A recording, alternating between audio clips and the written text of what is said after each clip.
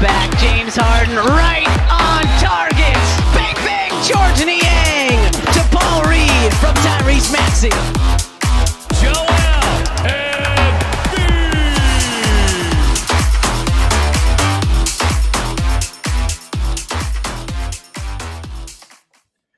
What's up, everyone? Welcome back to another episode of the Pick Swap Podcast. It is a Monday in the city of Philadelphia after an Eagles victory. So the whole city's feeling great today. It's me and Sean Barnard as usual. Sean, how you doing, brother? Yeah, absolutely. Birds game or week 1 win, so wasn't completely beautiful, but we'll take the win absolutely. And yeah, we're moving on. Football season's back. Basketball season right around the corner. Things are turning up. Yeah, man. We are we are dangerously close to basketball starting. I saw something the other day. It was like 24 days until Sixers report for training camp, and I was just like, "Ooh." Yeah. I didn't know it was that close. I felt a chill down my spine. Like, I'm ready to go, man. So we got a lot to talk about today. A pretty important signing recently, and the followings of that. So to get right into that, Montrezl Harrell signs with the Sixers.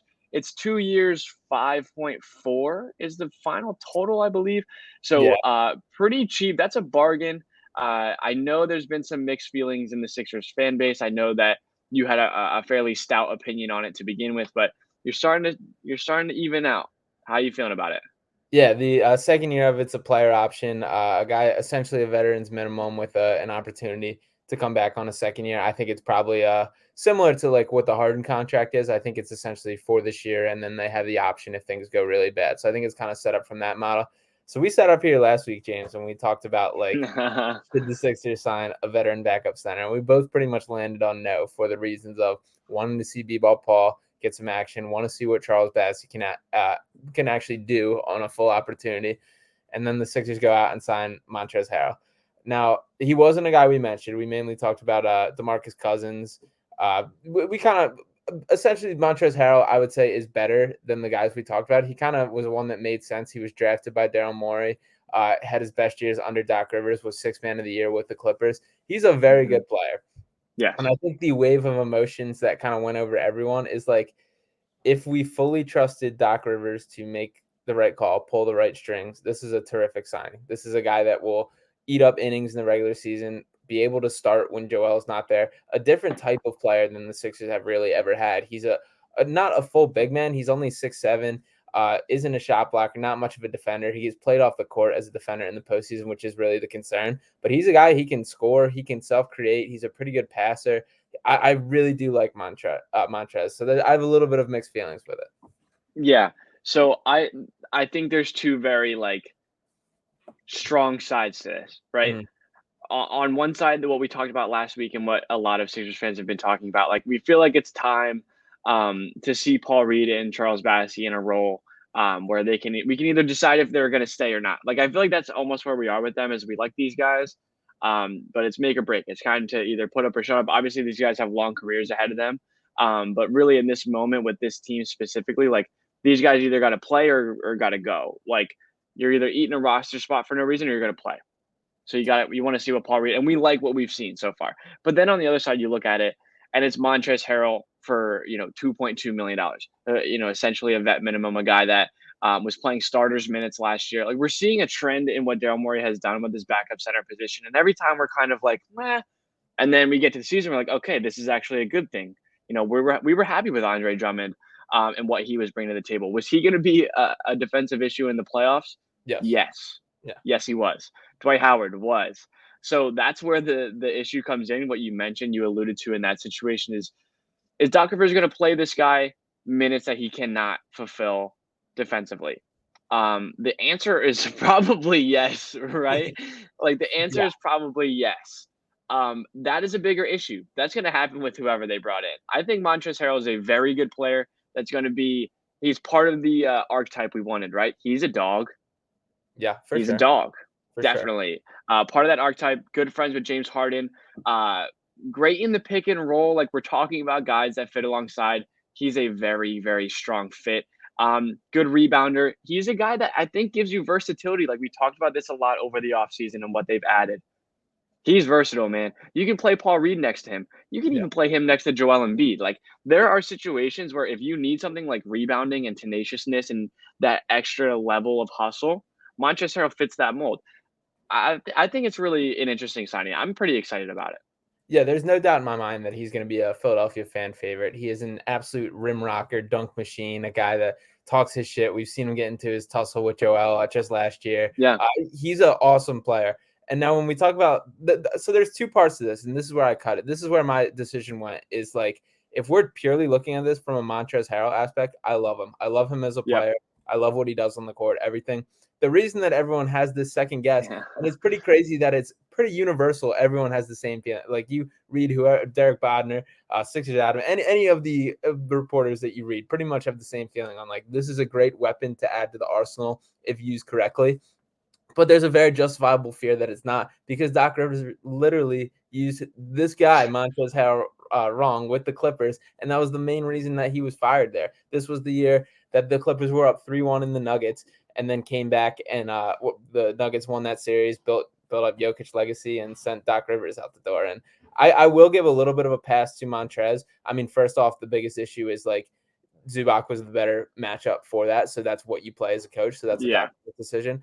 I also think that schematically it was more of an issue than purely a Montrez issue. They doubled Jokic like crazy, which is just insane. Like, the blueprint on him is he's the best passing big man in the game. You just don't do Ever. that. Yeah, like, ever. And I get that's what makes Jokic so special, is because he can score and pass like that. But just like, I think the blueprint, even at that point, was pretty clear. Like, you don't double that guy, because he'll find the pass.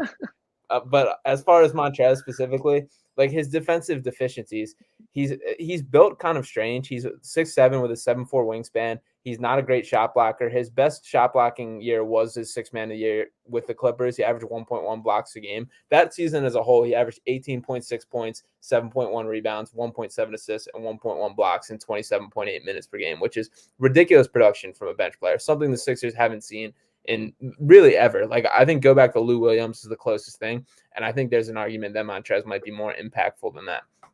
But back to, like, the usage and the Doc Rivers thing, is it's like there's direct evidence of him using this guy wrong, and you're now kind of giving that tool for him to misuse. And for B-Ball Paul, man, I feel terrible, because, like, this is a guy who we've been screaming for him to get an opportunity. He got it, and he did terrific. And then to just re-sign this, like, we're running through the same thing of, like, we start out with Dwight Howard. Okay, Paul Reed, you're a rookie. Like, that makes sense. Let's get a veteran. Let's have you learn. Bring in Andre Drummond the next year. We didn't really get to see B-Ball Paul, but he was MVP of the G League, did his thing, showed progress. Then we see Andre Drummond, who also, like, makes sense, good signing, whatever, did some regular season things. We lived through the DeAndre Jordan experience. There's a full mutiny in Philadelphia to get B-Ball Paul on the court, and he does awesome. He does exactly his job. And then to just kind of, like, see another shot of confidence, I do feel bad for the boy. Yeah, no, I mean, it's all love to Paul Reed, and I was literally having this exact conversation at work earlier today, and yes, it sucks for him. But I think there's some wrinkles to this, right? Like, Paul Reed is not a true center. I think there's, like, a really unique and, like, very interesting defensive prowess that he has, right? And he's able to fit into a lot of different situations. And like I mentioned earlier, like, this is a versatile addition. This is not the cut and dry, like Drummond, Dwight Howard kind of fit that, like, a similar mold, right? Rebounder, just a bigger body that's gonna kind of, I mean, their main thing is rebounding. Like, Dwight Howard was a decent, and Drummond was decent rim protector at times. But, like, this is a little bit different. This is a little bit of a different wrinkle that the Sixers have now added. And I think Paul Reed can find himself this season, given the opportunity. I guess that is where we're kind of starting, is given the opportunity to fit in different situations and prove himself valuable, in a sense, not just because he is what he is, but because whatever he is kind of fits anywhere. He can fit within a lot of different lineups. So I'm interested to see if they use Paul Reed in different senses, in the way that they'll try to incorporate him alongside Montrezl Harrell. I think this kind of means Charles Bassey is definitely not ready. Definitely not on the team, I would say. Not on this team. Spend another year in the G League. Like, I think we do tend to rush some of these guys. Like, it's almost like this is Paul Reed's third season. Mm-hmm. So, like, and he's a project. So if they think maybe just not yet, I don't know. Like, he still is a project. I do want to kind of point out, to go back to the Clippers series and the whole thing with Montrezl Harrell. Absolutely, he was. Jokic diced those guys up. It didn't really matter who it was. Montrezl Harrell was the subject of a lot of those beatings. But like that conversation was like who should start or who should be playing the majority of the minutes. Is it Zubac or is it Harrell? Like there's no doubt here who is going to be getting the center minutes. And if Joel Embiid's healthy and he's playing in the playoffs, like he's not sitting for very often. I know those minutes can hurt. Like I'm not forgetting the past 2 seasons, right? Like I know the damage that can be done in the handful of minutes when Embiid's not on the court. I get that. There's also gonna be times where PJ Tucker's gonna be playing the 5. Like I think that they're gonna have options come playoff time. And we just have to pray for whatever reason that Doc Rivers is a little bit more open in the selections that he makes in terms of backup center and bench position. But like, I don't know. I think it's time. There's a lot of time to wait and see what happens throughout this regular season, just to see what they kind of cook up. Can I say I'm confident that Doc Rivers is going to do the best and most innovative thing? Absolutely not. But he has the option to do so. So maybe things will change with a little bit more, options off the bench. Yeah, and you're right about it that it's a different situation. Like Joel Embiid is the unquestioned center of this team. Yeah. But last year was the first year in really the Joel Embiid era that backup center has not been the issue in the postseason.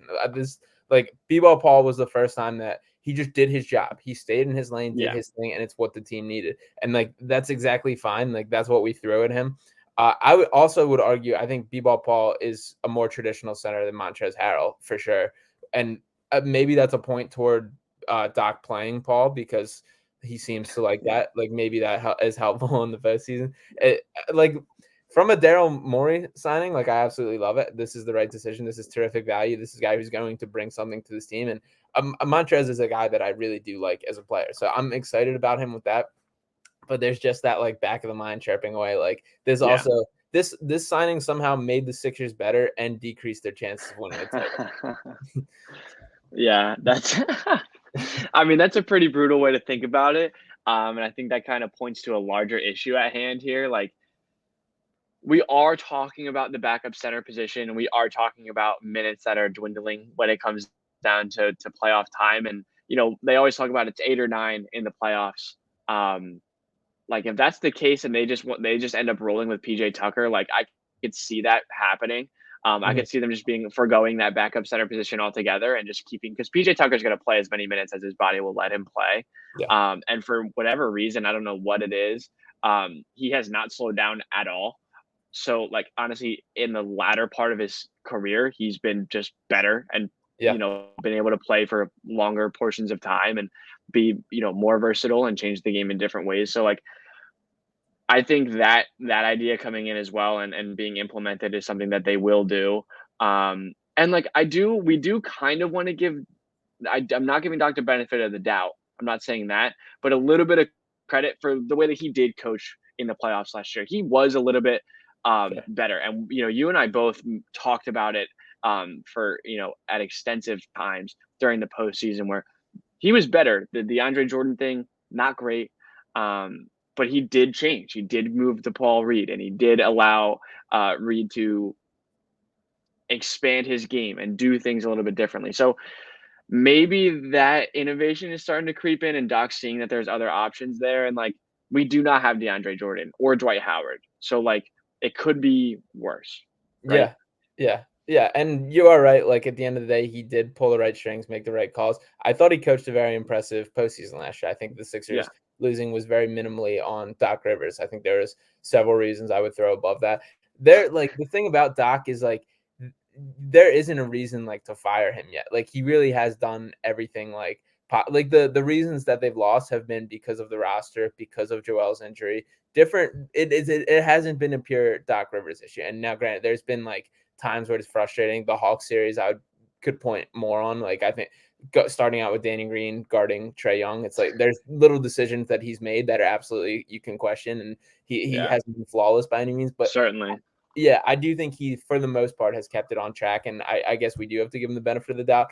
I will go as far to say I think now that the offseason is finally coming to a close, and I want to talk about what future moves in a second too, because I think a consolation trade has to come and what the end of the roster looks like.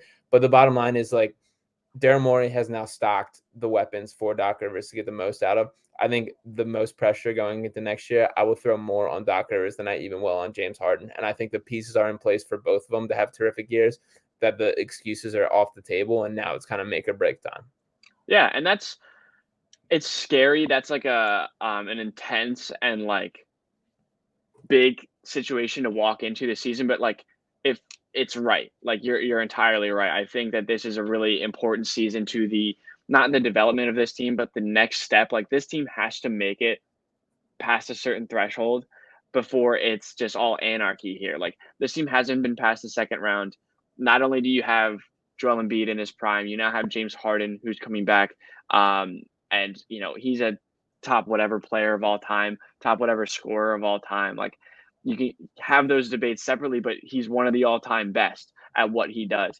And then not even beyond that, you have a budding Tyrese Maxey, you have a Tobias Harris, and you have a lot of players now that are going to go down the line. And look, these are all really solid NBA players. This is by far the best top to bottom team that we've seen maybe in my entire life. Like genuinely, like even if you want to count the Sixers teams in the early 2000s, like they weren't top to bottom stacked. They just had Allen Iverson, who's one of the best ever in his prime. So like you're talking about from the best player to the worst player, from 1 to 17 as it stands currently. Like this is the most talented and skilled team that this team has had in our entire life. So the pressure is on them. Now it's time to go. This is a really stacked conference, which again, like it helps Doc Rivers' case. Like if you're running into the Bucks or the Celtics, you're looking at the defending Eastern Conference champions, and like whatever, Giannis like is going to go down as one of the best players ever. Like there's some good basketball being played in the Eastern Conference. This Sixers team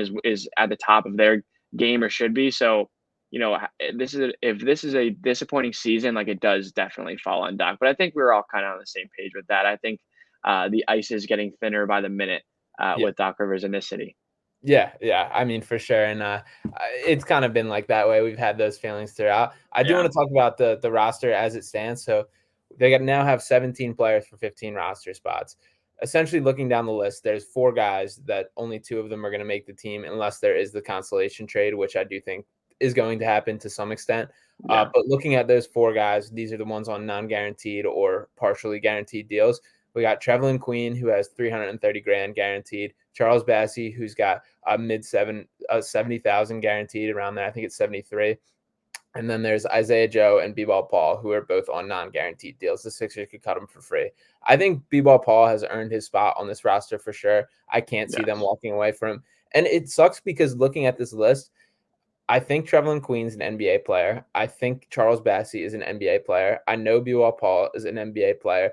Like Isaiah Joe, I think there's a place for him in the NBA. So it sucks to just like have to walk away from these guys, which to me is why like it screams like get a trade, like get some sort of value for something, even if it's like a nothing. Like it can be a protected second round pick. That's still an easier like pill to swallow than cutting a guy. So how do you think that shakes out? Are there any that you're kind of rooting for that you really want on this team?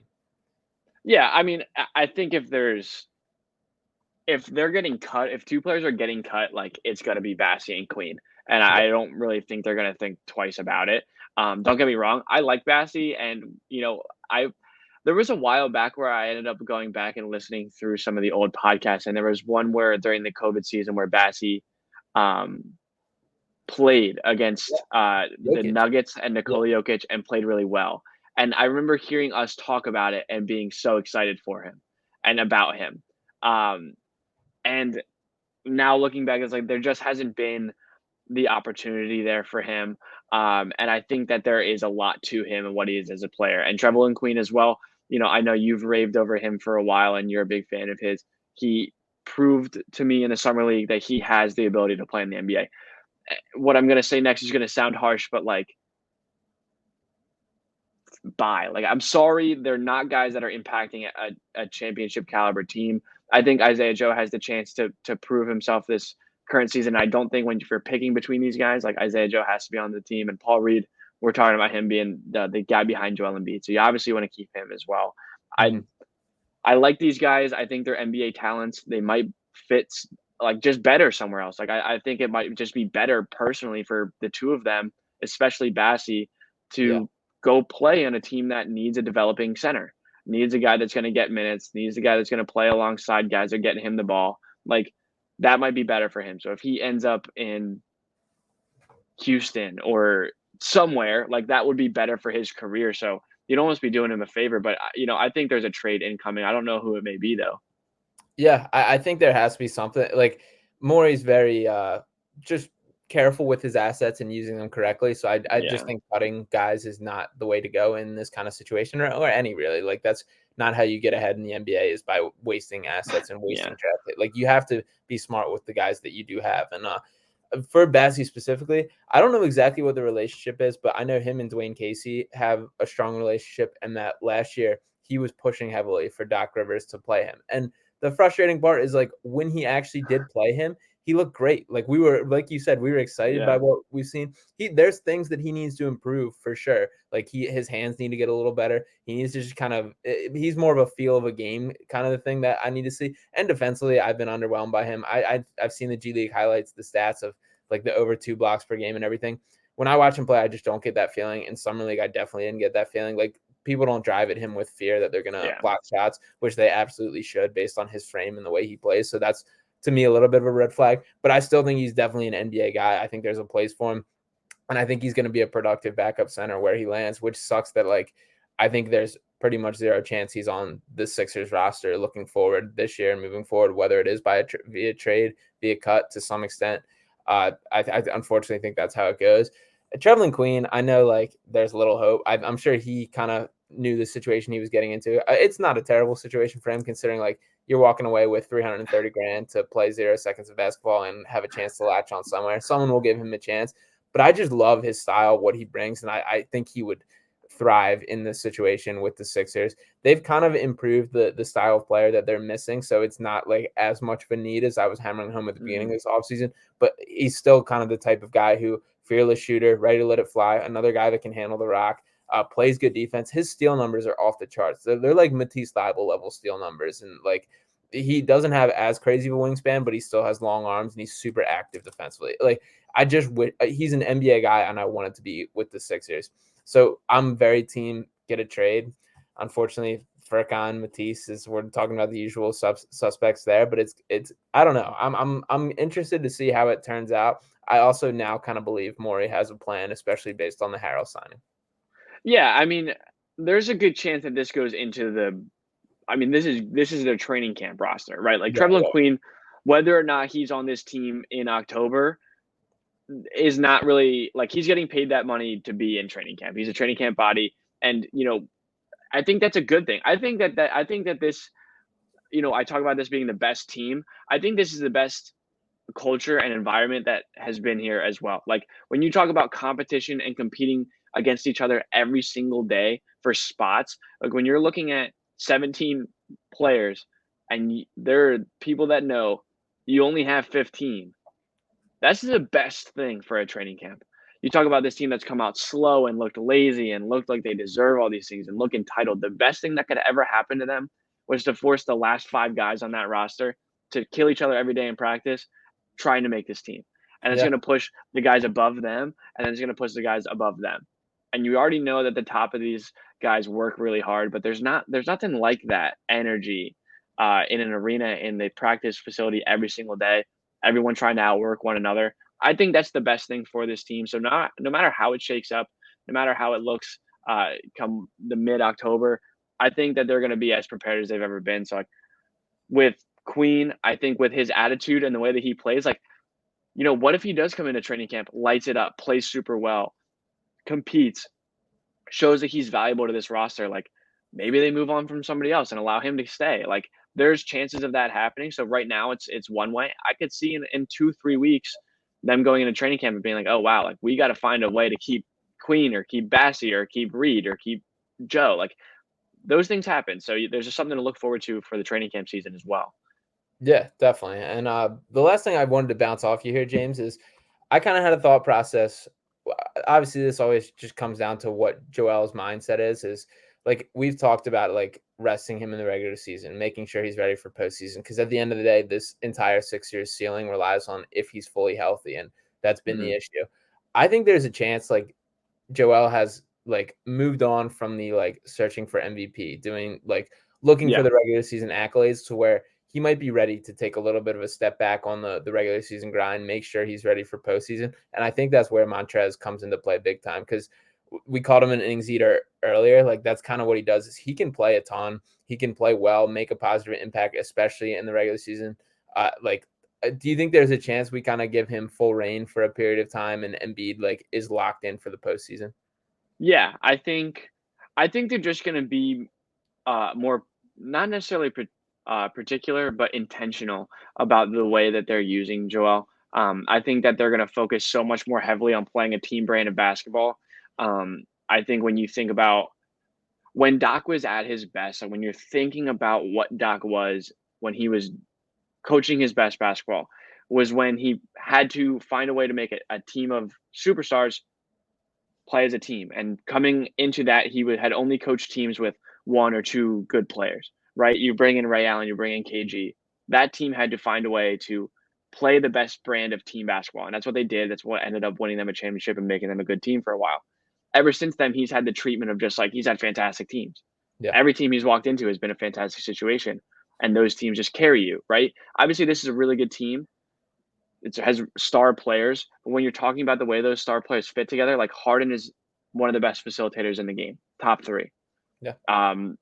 Tyrese Maxey is energetic and fun and fast and works alongside James Harden very well. Improved shooter, statistically one of the best in the league. Okay, there's your 1 and 2. You're now looking at one of the best shooters, one of the smartest players in basketball, and the addition is PJ Tucker, high IQ, veteran player. And then Tobias Harris, who has proven time and time again, he buys into team brand of basketball. He's going to do whatever the Sixers need. Then you just have Joel Embiid, who's one of the best bigs in the game. Like, there's so many different ways for this team to beat you. There's so many different ways for them to attack you on a nightly basis, depending on who or what you're bringing to the table. So, like, I think we're going to see a better brand of team basketball, more just better, like, basketball in general, just a more beautiful brand of basketball. I think that's coming. And then a deeper team. So all of those signs point to Joel Embiid playing a little bit less and probably not putting up the monster numbers. But I think we can all assure when time comes, like, Embiid's going to be ready. And I think it's best for him to have this season where he's just kind of loading, get to the playoffs, be at 100%, be fully ready to go, and just have the best postseason that they possibly can. I think that's best for everybody, right? Yeah, that sounds great to me. Like I mentioned, I think it comes down to Joel's mindset. Like, I think the MVP race meant a lot to him. It's disappointing that it didn't turn out the way I think it should have, and I think many believe it should have. But it is what it is. I think there's a part of Embiid that can acknowledge. We heard him saying, like, the goalposts keep changing. Like, I don't know what I have to do, and it's very factual. Like, it's been the games, it's been whatever. He's answered everything that's been asked of him, and it still hasn't broken his way. He's one of the unquestioned top 5 talents in the NBA. So I think as long as he can live with that, the next real thing on the checklist, and really the most important thing, is winning a championship. And I think he understands that as well. And what gives the Sixers the best chance of that is him taking his foot off the gas a little bit in the regular season and allowing other guys to play and being fully healthy for the postseason. And I hope that becomes the case. I'm skeptical just because and I respect this. I don't fully mean this as a criticism, but he's a guy who loves to play basketball. Like, we had kind of have the same speech, and then he's averaging like 39 minutes a game through the first like month of the regular season. It's like, all right, like, this can't keep up. So I hope it's kind of not that case again, but I would love to kind of see that progression from Joel. I think we're probably going to see less games, probably not less of Joel in the games he's playing. You know what I mean? Like, I think there's just something about him that, like, he's not going to be able to stop, right? Like, he's not going to be able to say, like, okay, yeah, just hold me to 30 minutes a game, 32. Yeah. Like, he's not going to be able to do that. But he'll play 60 instead of, whatever it was this year. Like, and that's, that's the smarter thing. That's the better thing for him to do. That's what a lot of guys do. And I think that's why you and I were so disappointed. And a lot of Sixers fans were so disappointed when he didn't get the MVP this year, because it was like, all right, that's like, this is the last one probably. Because this type of effort, this type of domination, like, just the fact that he had to do that to keep the Sixers' head above water for the majority of the last 2 years, like, that's the situation that bred that type of basketball out of him. It's incredible and amazing and, like, an unexpected thing to have realized that he's that good, and him to be able to take that challenge and become the player he's become is incredible, and we can all be thankful for it. We're all better for it. But now it's time to win. And I know that he's stated time and again that that's his main focus. And James Harden as well and all these guys. So I think collectively they're just going to be smarter and more intentional about the things they're doing. And it starts from the top down. We just talked about how intentional Daryl Morey has been. And now all these guys are going to be the same way. So yeah, we're probably not going to see an MVP level Joel this year, but we got to see that for 2 years and it was pretty cool. Yeah, definitely. That unforgettable season last year, especially, but the last 2 years for sure. And it's impressive to have witnessed just what a talent that he's become, grown into. I'm excited for the team to kind of take that next step and grow around him. And I think these win now moves, like I am kind of second guessing our stance on the backup center is purely out of like handcuffing, and so our coach doesn't play him. Which in the end of the day, you can't take that stance. You have to trust your coach to use the tools you give him in the right way. So I do think it was the right decision by Morey to bring in Montrezl Harrell. He's going to help the team, and that's pretty much all I got on that. So I would say, yeah, I think the initial thought, like when I first texted you about it, when we first got notified of it, I was like, I don't know. I was in the middle. I was like, I really don't know how to feel about this. And then I took like a day or two and I was like, no, this is good. This is a very good thing. And again, it's going to breed competition. I think the energy is going to be just so different. Like when you think about the guys that are in this locker room, and you have such a good mix of young guys that push the pace and do all the things that they do. Guys in their prime, when you think about, Embiid, Tobias, some of the other guys, D'Anthony Melton. And then you got vets, you got Harrell, you got PJ Tucker, you got some guys that are not going to let bullshit fly. They're going to help with coaching and things like that. Like these are, and obviously James Harden as well. He's going to be a coach on the floor. I wonder if Harden might have like more authority when it comes to certain things than Doc does. But yeah, I think they're stacking chips. That's all they're doing. Do you have any issue with this essentially becoming the Rockets 2.0? Like as much as it's joked about, it like actually is the case. Like Daryl Morey hasn't signed a single guy that he wasn't familiar with before. That's hilarious. Yeah, because people forget like Melton too. Like he drafted Melton too. So he drafted Melton, drafted Harrell. Was obviously Daniel House. Wow, yeah, it's pretty. Yeah, so every single one. 100% of the additions this offseason, aside from draft picks, is that. And Trevlin Queen was not under Morey's tenure, but he did still come from the also a Rocket. Yeah. That's pretty insane. He has a brand. Like he has it and he sticks to it. I respect it to a degree. It's a weird amount of effort. I also think it is like slightly coincidental, right? Like it's only like it's there. Like there is some coincidence there. Like the situation kind of played itself into this, but yeah, it's funny. Yeah, I don't know if coincidental would be the word I use. It's like, in fairness, like these are all guys I think are helpful to the Sixers. Like they all check the boxes they need. But there is like a little part of me that's like, there's guys that didn't play for the Rockets that could also be helpful to the Sixers team. So I don't know. But at the end of the day, I'll live with it. We'll take familiarity. It's not a bad thing that people want to come to Philadelphia, want to play under Morey alongside James Harden, everything else that we're kind of pointing out. So I still think it's a positive at its root, but it is kind of funny to point out.